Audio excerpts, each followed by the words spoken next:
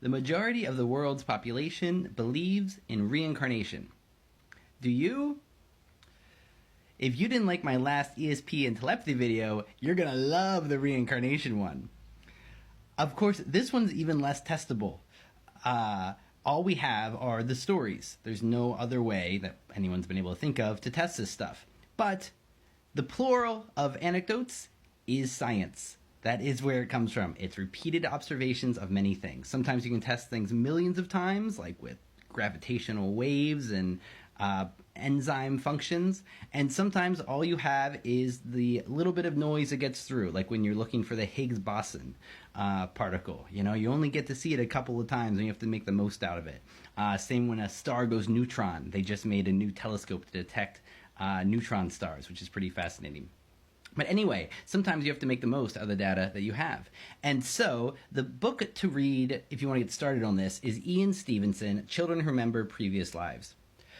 Because he was one of the first Western researchers who simply started collecting the stories as he could. And he got a reputation for it, and sometimes he started to be able to get there before the children ever contacted people from their previous lives.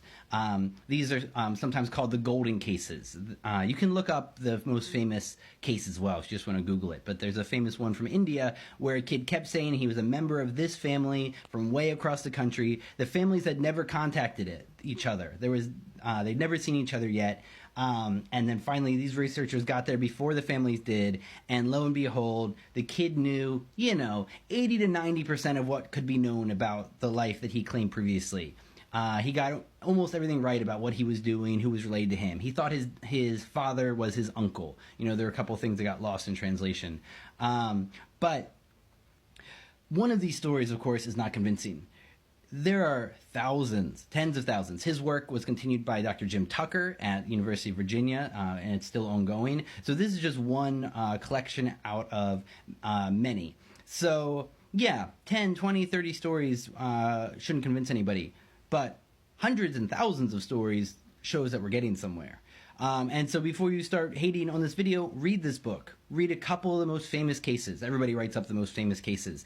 And explain how else this is happening, besides souls coming back with some memories from a previous life. And even Dr. Ian Stevenson wants to be a good scientist and never says he's absolutely sure of reincarnation. He just keeps presenting evidence to say that what else is going to explain the data we observe here? What other hypothesis is going to make sense?